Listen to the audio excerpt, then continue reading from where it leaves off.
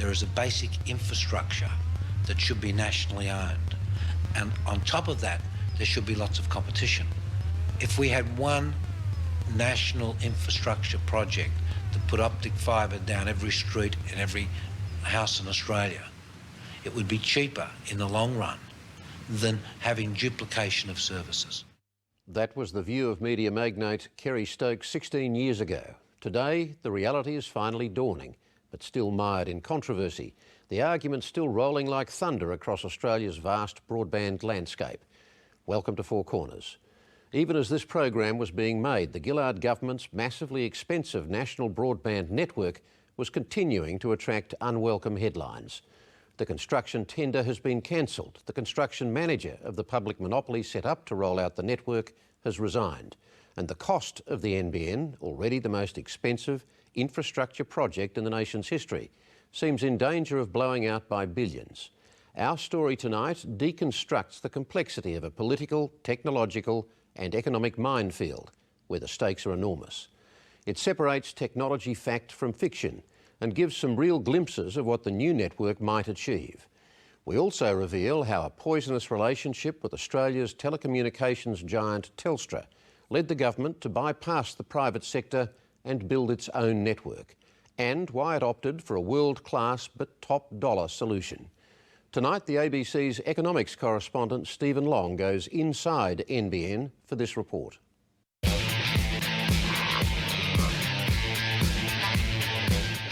If the boffins and the broadband believers are right, we're building a brave new world.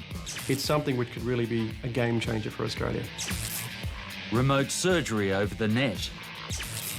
Medical and dental treatment through your television. Say Stephen. Now to life in space. World-class education in your living room. You can actually have broadcast quality TV and lectures, etc., educational services in the home at the time of your choosing. A lifeline to the regions, bridging the digital divide.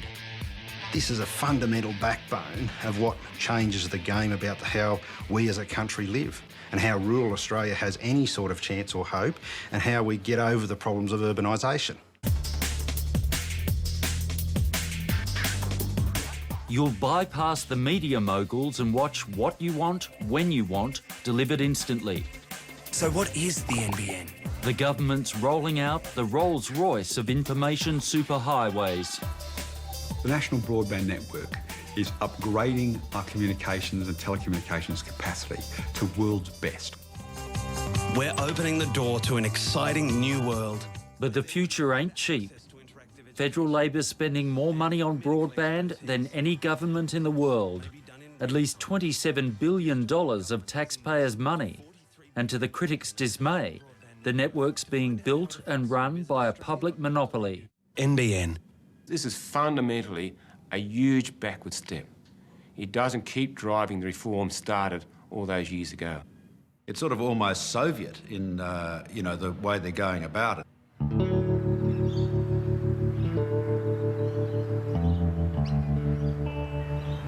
Armidale, in the New England region of New South Wales. The first place on the mainland where the NBN will operate. The driving force behind the venture is the Minister for Communications, Stephen Conroy. Oh, so what have we got in here? Got our fibre optic. It's got a port from here, from those guys. Right. So when you're ready, we'll get into it, eh? And where does it go ultimately after here?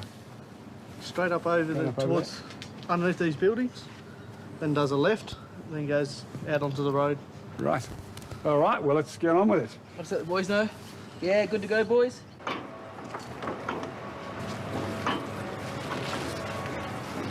Being pretty hands-on with your grand vision, Minister? Oh, no, it's very exciting. I mean, this is the first mainland site. It's going to be ready in a month or so to start live testing at the end of April, and the university have had a tremendous response to it. You got a union licence or clearance for the work?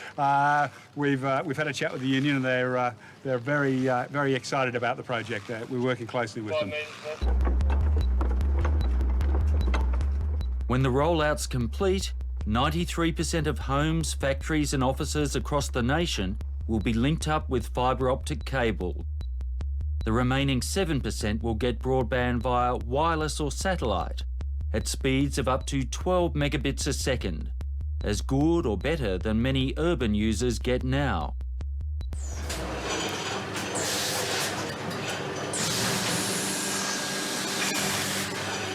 An hour or so north of Armidale at Glen Innes, Hugh Eastwood can't wait for the new high-speed cable, or pipe as he calls it, to come.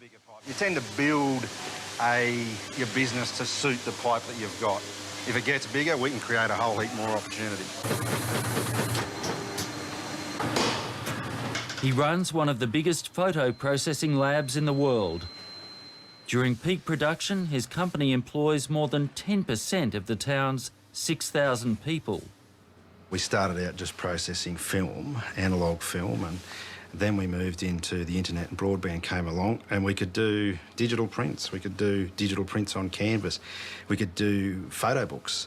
And now we're only limited by the constraints of the pipe and what we can feed in.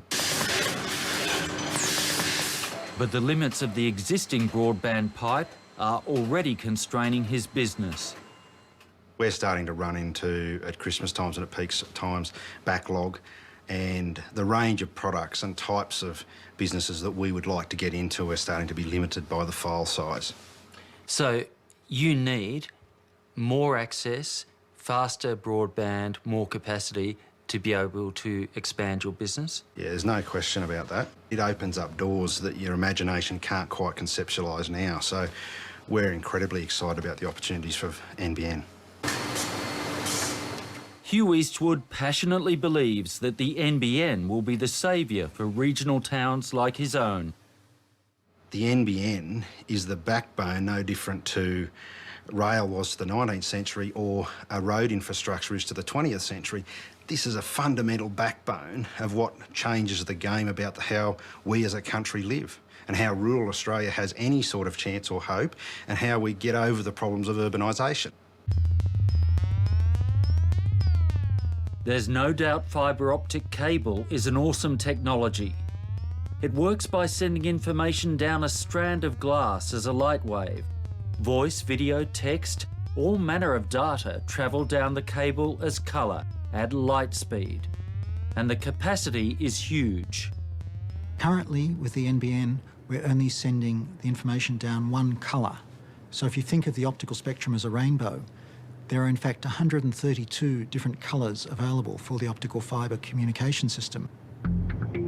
Initially, the NBN will be capable of bringing broadband to the home at up to 100 megabits a second, nearly 20 times faster than the average broadband speed in Australia today.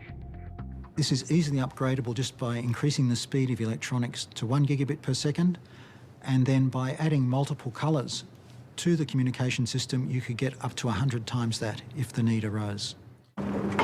Capacity to meet future needs for decades to come. But the cost of laying fibre optic cable to more than 9 out of 10 premises nationwide is enormous. Let's not kid ourselves. The reason the NBN is costing so much money is because they are pulling fibre through to every house and apartment in Australia. Building and running the network in the regions costs a lot more than in the cities. The good news for the bush, there'll be a uniform price for the same service nationwide. The downside for city users, you'll pay more than you otherwise would to subsidise the bush. What they do is they make it very difficult for competitors to undercut the NBN in those areas. And the reason that's important is because the NBN will, in effect, be overcharging in urban areas so that it can subsidise its rural subscribers. New business models? To make sure city users take up the NBN, the government is killing competition. We have them creating this massive government-owned monopoly, which, in order to protect the shaky economics of this project, they then take steps to prevent anybody competing with it. Companies like Telstra and OPTUS and Internode will still be competing to sell you broadband, but they'll be dealing with NBN Co. It'll own the fixed line network. Technologies that could compete with the NBN are being culled, and not just the old copper wire. The thousands of kilometres of cable in the cities, built for pay TV by Telstra back in the 90s, but currently delivering high-speed broadband, will be shut down to the internet.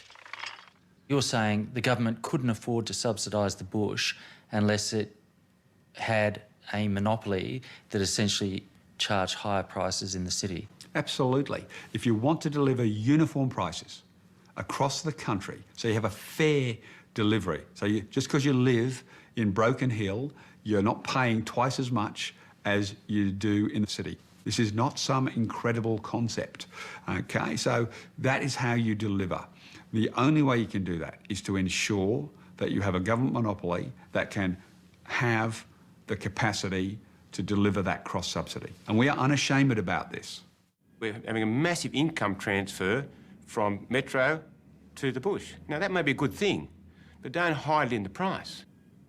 Paul Broad runs AAPT, Telstra's first competitor in long-distance calls. We now have 11,000 kilometres of fibre. He used to be a Treasury economist, back in the day when Paul Keating and Bob Hawke were transforming the country by opening up the economy to market forces and competition. And he's appalled by the NBN. The market is the cornerstone of change. Technology is driven by clever people coming up with clever ideas, not by governments rolling out big infrastructure programs. AAPT has already invested nearly $1 billion, laying fibre both between and within the major cities. But if it built the fibre out to homes and undercut the NBN, it'd risk a $2.2 million fine. I think it's fundamentally flawed. You can't cherry pick or you can't build infrastructure in to areas where you think you might make a dollar. The cornerstone of success in this economy for the last 20 years has been competition. And in a free market, Paul Broad reckons it would be no contest. Let's envisage the alternative. If you could actually compete on price through your existing fibre with the NBN, what would it mean? We win hands down. I mean, they've got to make returns, presumably, on their new investment. We've either won or lost our money on previous investments. So you would be able to charge radically lower prices? Significantly lower. But only in the CBDs of the major cities, and maybe a ring of affluent suburbs. The reality is, the free market can't deliver superfast broadband on the fantastic fibre to nearly every home. It's just simply too expensive for a private company to build this type of nationwide network. Will they build in specific areas where they can make money? The answer is yes. Will they build it nationwide? The answer is no. It doesn't commercially make sense for multiple players to offer those services in anything past about the 25% of the population, the dense, if you like, cities of the population. If you're looking at the greater part of Australia, that infrastructure works best as a natural monopoly. If you go outside the CBDs, you don't have to go very far, and the economics of the natural monopoly characteristics prevail.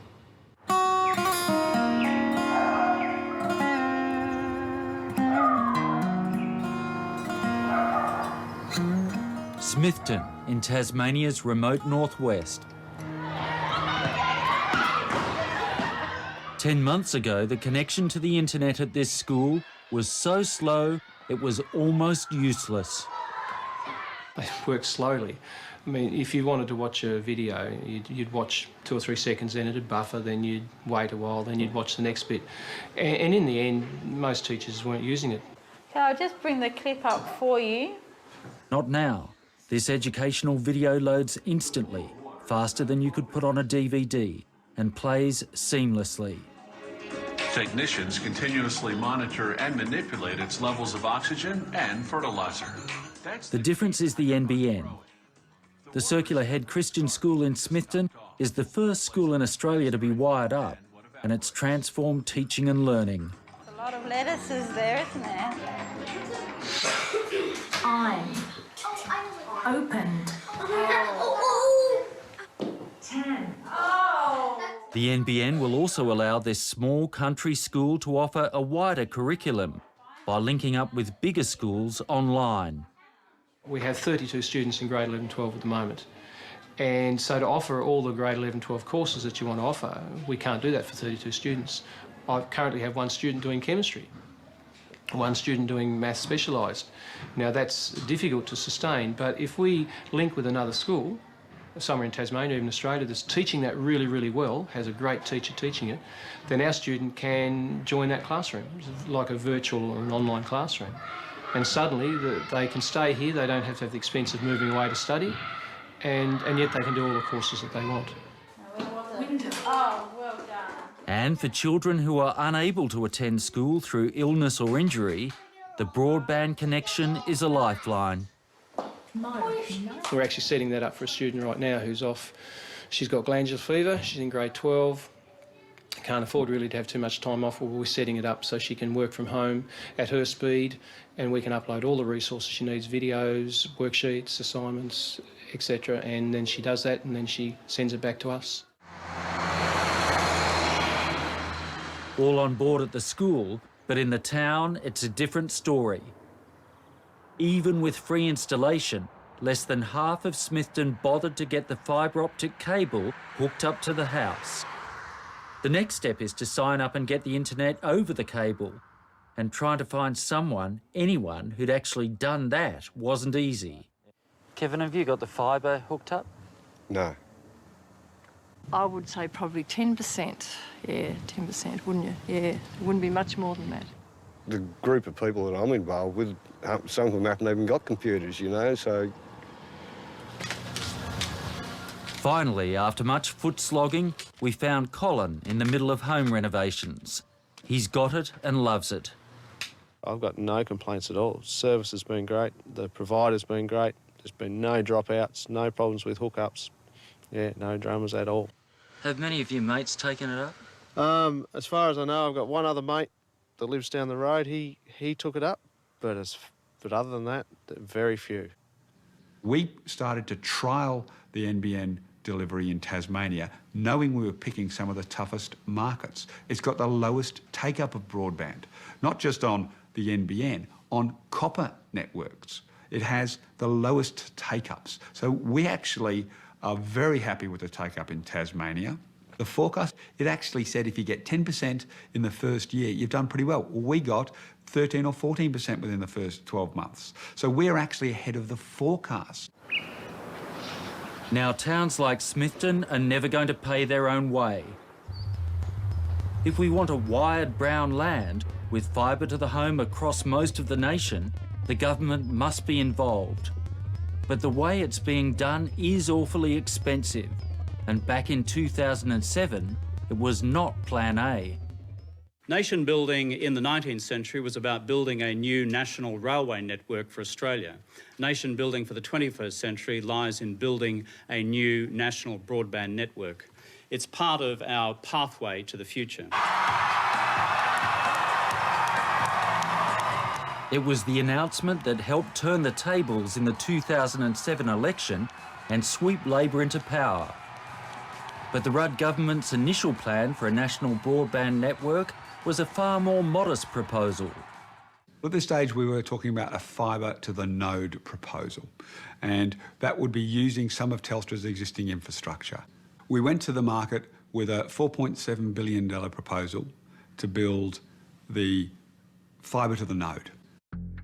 The plan was to roll out fibre optic cable to big cabinets known as nodes on street corners, then connect it to the copper wire that currently delivers phone and internet.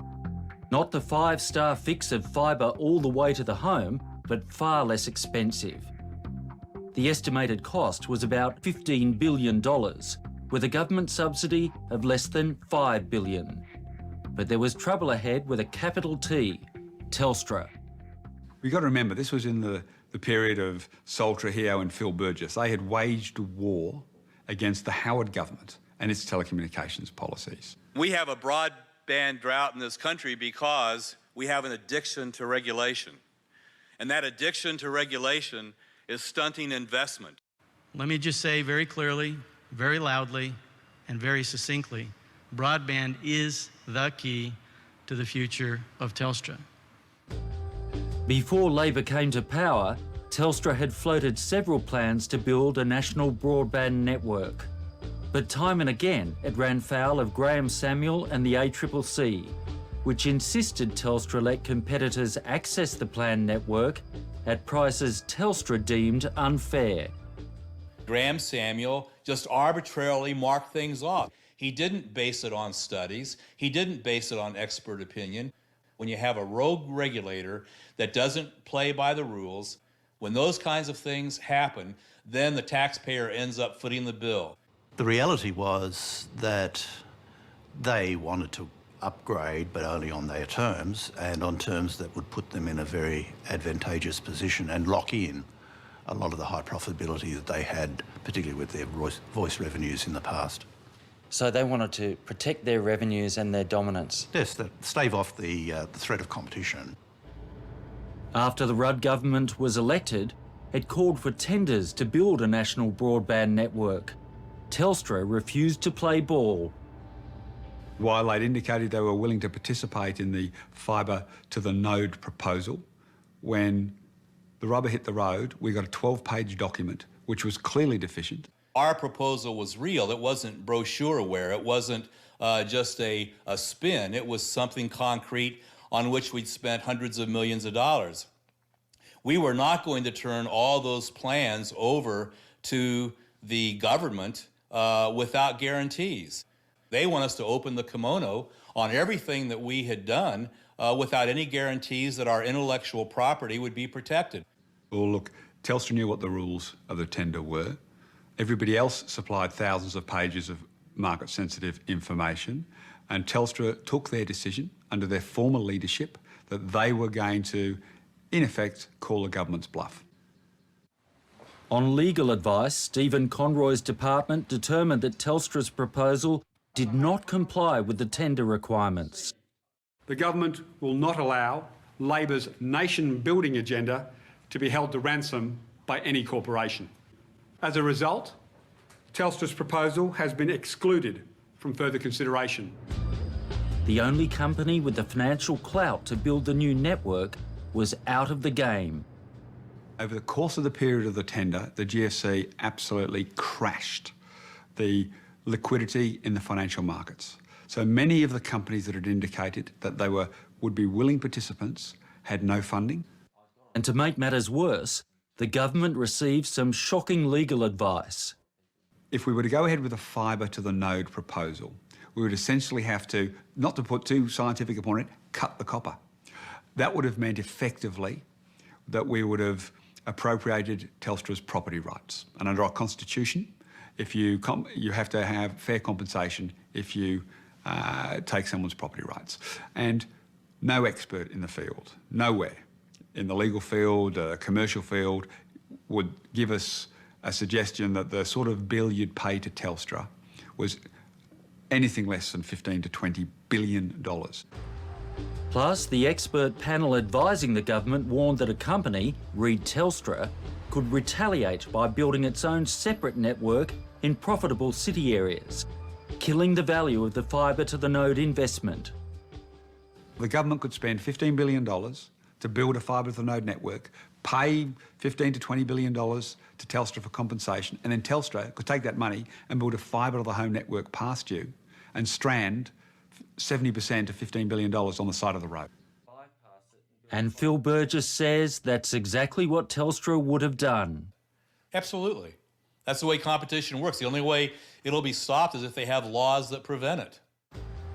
A month after Telstra was excluded, the panel of experts delivered its report.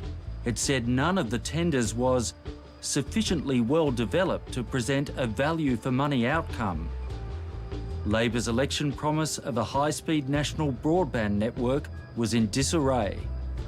Stephen Conroy's response? To jump on a plane. It was the only way he could get to the Prime Minister.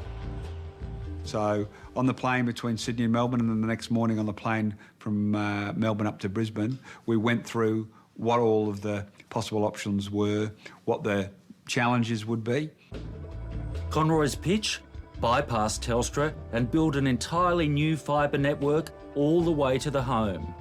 An option the panel of experts had said was the best future-proof solution. And the Prime Minister decided that, yes, here was our chance to fundamentally reform the telecommunications sector, achieve structural separation, upgrade our network, and ensure that Australians had the best possible telecommunications network without the structural impediments that we'd had previously. It was a backdoor way to break apart Telstra, fixing a failed privatisation that spawned a telco monster. I consider that we are fixing the mistakes of 20 years caused by two governments of both political persuasions. The end outcome is that something that has occurred that even I didn't expect a few years ago, and that is structural separation of Telstra. Plus, we now have an independent, government-owned entity that is going to provide wholesale-only fibre services. That is a radical reshaping of the industry for the better. We provide every one of our customers with the same services at the same prices, under the same conditions, using the same processes. So nobody is advantaged or disadvantaged in that arrangement. And we have no conflicts of interest. If you regard the vertical integration of Telstra, that's to say the combination of their near-monopoly customer access network with their retail business as a problem, then the answer is structural separation or functional separation. Achieving separation by building an entirely new network owned by the government is surely the most expensive conceivable way of achieving that change. The NBN is the foundation on which we will build an entirely new way of life. A small minority in the bush will get the NBN via wireless or satellite, but its primary mission is fibre to the premises, or FTTP. FTTP ensures that the maximum amount of bandwidth is available to your household or business 24/7. It needs the vast majority of Australian households, 73%, to take up fixed-line broadband off its network if it's to meet its business plan. Malcolm Turnbull is among those who doubt that will happen. Increasingly, the internet is becoming a wireless internet. Mr Turnbull loves his iPad, and it's a useful prop to push his view that wireless devices undercut the case for the NBN and threaten its revenue. As people get faster speeds with fourth generation wireless, LTE wireless, where you can get, on a device like this, 100 megs over 4G, I think a lot of people will say, well, this is the essential device. I won't spend so much on the fixed line alternative. Welcome to 4G. We just got a new version.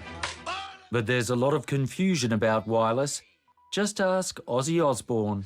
6G. This is 4, 5, 6G, they're all G. 6. Okay, it's 5G. 6G. How many bloody G's are there? It's 5G. 5G. 5G.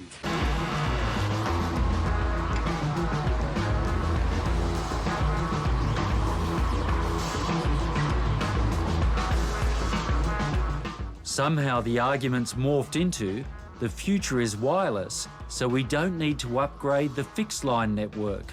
But the fact is, the more people who use wireless in a given area, the slower it gets. The spectrum that supports wireless is limited, and it's being swamped. We need to find a quarter more of that spectrum. So we've got to move services that are already using that spectrum out and free up 25% of that spectrum just to meet the forecast demand in mobile devices. Those who want to argue that we simply need an upgrade in our wireless network are ignoring the laws of physics. Talk to the technology experts. They will tell you these are complementary and we need both. To deal with the huge growth in wireless devices, Australia will actually need to lay a lot more fibre optic cable. Fibre will link the mobile base stations and ground the Wi-Fi hotspots that allow all those smartphones, laptops and tablets to work. The fixed network is essential for future broadband. In fact, we're going to need both. And I think to set one against the other is a completely false dichotomy. But do we really need fibre all the way to the home?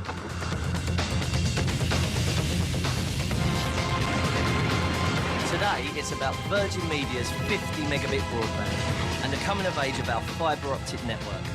If the UK and Europe is any guide, there's very little demand for it now. We can do all the things we want to do, but now we can do them faster. Virgin has a high-speed offer in the UK, again, been out there for a number of years, 50 megabits per second, available to half the country. Take-up of that has been measured in the tens of thousands. Consumers just don't get as excited about these really high speeds as those of us who are excited about technology do, who work in the industry. Robert Kenny is a sceptic. He's a consultant and a former telco executive who's worked with Malcolm Turnbull, and his views have heavily influenced the opposition spokesman. Parts of Europe have had fibre available for a couple of years now, and the take-up rate has been 17.5%. Very low. Very low. Less than 1 in 5 households has taken fibre when they're offered. A fortnight ago, he flew down under to weigh into the broadband battle. He says to justify a big public subsidy, fibre to the home must meet 3 tests. If it's an application you can do with basic broadband, you shouldn't be building fibre, you should just do it over basic broadband. Secondly, it needs to be something with a societal benefit. The government shouldn't be involved if it's just a private consumer thing, a consumer benefit. If there's some wider benefits for society and the economy, then sure, the government can get involved. And thirdly, the application needs to meet the test of something that requires connection to the home, because there's lots of great things you can do with high speed to a hospital or to a business premise or to a school, but that's not what's being subsidised here. What's being subsidised is fibre to the home. Try telling Sandra Boucher she doesn't need the faster broadband the NBN will deliver. It's critical to her well-being. Hey, sweetheart, you want a cuppa? Yeah, I'd like a cup of tea, please. What would you like? A white tea. Sandra Boucher and her husband Gary live in Bendigo. Sandra suffers from cystic fibrosis, a disabling disease. Now, you might have to put some request dates in the in at work for some Melbourne trips I might have coming up. Sandra's illness requires numerous trips every year to see her physician in Melbourne. The 5-hour round trip is too exhausting to attempt on her own, so Gary has to take time off from work. OK, well, let me know and I'll get it organised at work, yeah? Could you use some carers' leave if we have to go on fairly short notice? Yeah. Oh, hi, Sandra. How are you? Oh, good, thanks, John. Sandra's been able to reduce the number of trips by teleconferencing with her physician, Professor John Wilson, though the news today on her lung capacity is not encouraging. And you see which way the lines have gone on the most recent tests? Yeah, there's been a decline. Yes, that's a pity, isn't it? Because we had really hoped that they'd be going the other way. Basically, now it'd be round about 6 times a year minimum. It's been up as high as 24 or more trips a year. So that potentially could be cut down to 2 trips a year. We've lost it again. Sorry, Sandra. We're just getting Unfortunately, the ADSL line to Melbourne isn't exactly in good health either. How do you feel about that, Sandra? Well, for me, it's really frustrating. I feel that with the amount of work that I'm putting into my healthcare. An attempt to bring a third party online, Maxine Braithwaite, a psychologist, seriously strains the system. Maxine, how are you? Very good, thanks. And yourselves? Very well, thank you. Thanks for joining us. Now, for some reason, this has all gone wonky. For John Wilson, it's a frustrating experience. So what did you think of that? Well, that wasn't clinical grade. What you saw was more like a domestic level video system. It had a lot of dropout, there were audio interruptions, we didn't get complete visual image, and it's not up to the standard that we'd expect for using in clinical terms. So what do you need to make it a clinical grade connection? To get the best possible connection, we really do need much faster download speeds and faster upload speeds. We need to have better access so that all of our patients have basically got a high uniform standard of connectivity. There's already some fibre around the country, obviously, that connects universities together. That's already done. Or that connects hospitals together. What we don't have is fibre that's connecting hospitals to patients and universities or schools to students. There's a halfway house. You don't have to take fibre all the way to the home. You can take fibre just to the end of the street.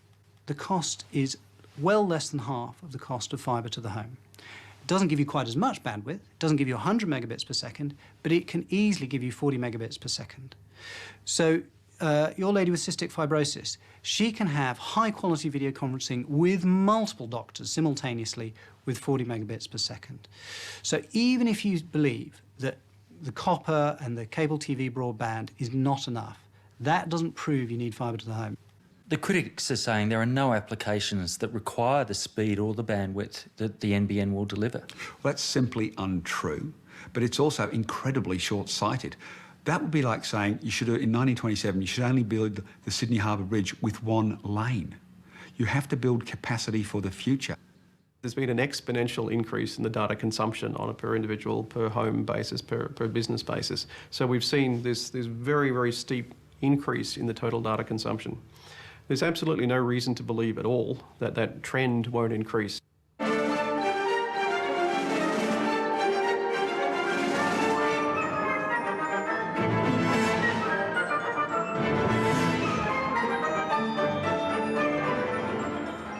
It was high art meets new media and new money.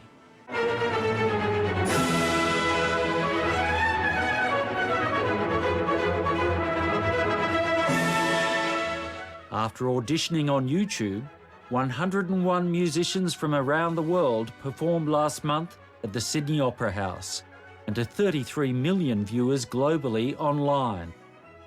Behind this extravaganza, YouTube's parent company, Google, part of the symphony of praise for the NBN. I think we do need the NBN, and I think we need it for a number of reasons. One, bandwidth today is basically woefully inadequate. Alan Noble is Engineering Director at Google Australia. The amount of information that is expected to be basically moving over the internet between now and the next couple of years is exploding. The last figure I picked up was 56 exabytes of digital content every month. That's the equivalent of 13 billion DVDs passing over the internet every month. I think it's also fair to say we don't know what we don't know. There will be applications that will be invented. And I'll quote one of my colleagues, Vint Cerf. He's Father of the internet. Father of the internet, yes. He's gone on record and said basically that 99% of the internet's applications have yet to be invented. What is this image about? Can you give us an understanding there? Yeah, so what we've got here is a histopathology slide. These scientists work with animal diseases that could kill you. It means that we can share, we can collaborate on different diseases, both within the secure area and outside, and also interstate as well. They're at the CSIRO's Animal Health Laboratory at Geelong in Victoria, demonstrating a cutting-edge technology. It's going to be crucial for Australia's biosecurity industries because the quicker we can diagnose diseases, the faster we are able to prevent their spread. It's a high-security site. Scientists go through airlocks to analyse diseases such as the Hendra virus and foot and mouth. Now they can beam images to colleagues outside the barrier and right across the country. The resolution of this image is absolutely amazing. But it requires big broadband. The plan is to link up multiple sites, but just linking with Sydney chews up the bandwidth. We're peaking here the highest performance of the network, so that's basically 40, 50 megabits that are transferred across the sites here. The real breakthrough will come when farms have fast broadband connections and vets in the field can beam back high-quality images of sores on sick animals. Particularly with diseases like foot and mouth disease, where you've only got 24 hours to diagnose the disease and put in control measures. Being able to see the lesions as they are occurring on the animal in a remote location is going to be absolutely crucial. It's a world away from life on Matthew and Susan Lester's cattle farm in northwest Tasmania. Never mind the information superhighway, They've barely got a paved road. Before the satellite came, we were on the copper line, and you literally clicked on to get your emails, go and have your tea for a couple of hours, come back, and they'd still be sort of slowly filtering through. So that was pretty painful. I would log on to something, be halfway through internet shopping, and the line would drop out, so then I'd have to redial and go back into it, which he was happy with because it cut down the amount of money I was spending. The satellite link is better, but it's expensive and still not very good. We've got the dish there up on the roof. I'm not sure of the numbers of the speed that it comes in, but compared to you know, our brother and brother-in-laws up in Sydney, and some of the speeds they achieve are ridiculously fast compared to what we get here.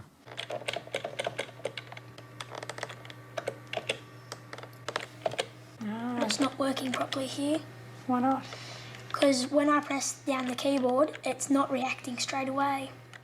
The frustration of the children with the slow connection is palpable. Normally with school, it'll load straight up like that as soon as you click on it. And what's slower here, is it? Mm-hmm. Is it a lot slower here? Yep, nearly 5 times slower. Is it? Yeah. And is it always slower? Yep. And is that frustrating for you? Yeah, it gets really annoying when it doesn't react to the movement that I use.